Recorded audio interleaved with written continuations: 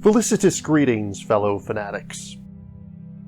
Welcome back, everyone. I'm Asmnag, and today we're taking a look at Knights of the Tiny Table, a tabletop-inspired puzzle game by Roelosaurus. In Knights of the Tiny Table, you'll take on the role of famed King Arthur, leading the charge into battle alongside two of your knights. At the onset, you'll have Lancelot and Merlin. Yes, he's considered a knight for this game, although you'll be able to save up gold from your games to unlock other knights in the future. You'll start each level by rolling 4 dice. You can place each die in either the matching row or the matching column, allowing you to place knights along those spaces. Each knight, including Wart, has a different pattern of attack. For example, Arthur himself attacks all orthogonally adjacent enemies, while Lancelot attacks enemies in a vertical line and Merlin in a horizontal line. You gain 3 gold for each enemy you defeat, and 1 gold for each die and knight that is left unused.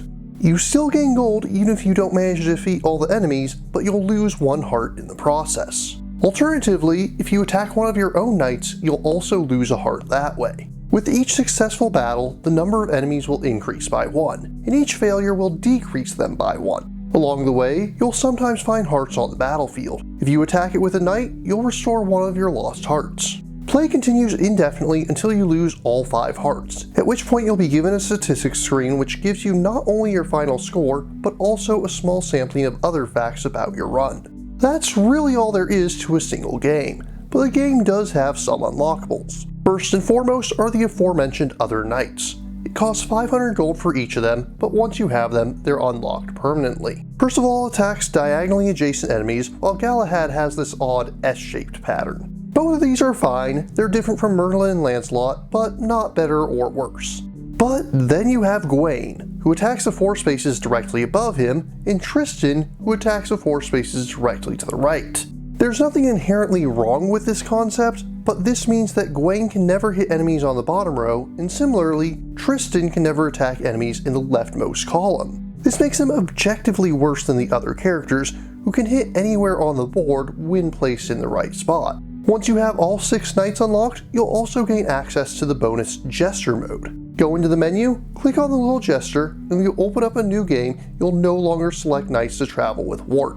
Instead, you'll have 2 jesters with you, and whenever you roll dice for a new set of enemies, they'll be randomly assigned a moveset from one of the knights. They never have the same moveset as one another, but they change every time you move to a new battlefield. It doesn't drastically change the game, but it does give it a bit of variety. All in all, Knights of the Tiny Table is an enjoyable little mini-game. It's not the sort of game you'll want to play if you're looking for a huge, grand adventure, but if you're looking to just kill 5 to 10 minutes of time, it's a decent way to do it. It does get luck-based at times, though. There is definitely a degree of satisfaction to figure out how best to place your knights, but sometimes it'll simply be impossible to hit a certain enemy, and that's never a good feeling. Nonetheless, it's not bad for a first outing from the developer, and I'm curious as to where they'll go from here. In conclusion, I find it to be worth of a passable 6.7 out of 10. Knights of the Tiny Table will be releasing on Steam on October 21st. If you're interested in purchasing, wishlisting, or learning more, links are included in the description. But what about you? What do you think of Knights of the Tiny Table? What fun little time killers do you enjoy? If you have any questions, remarks, or opposing points of view, leave them in the comments down below. And please remember to like, share, subscribe, and ring that bell. Until next time, farewell, fellow fanatics.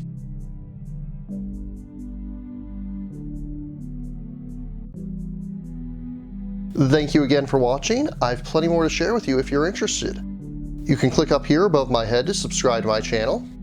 You can click over here on my monitor to see the most recent video that I've worked on. Or if you prefer, you can click up here to open this mysterious vault and see what video that the YouTube algorithm has picked just for you.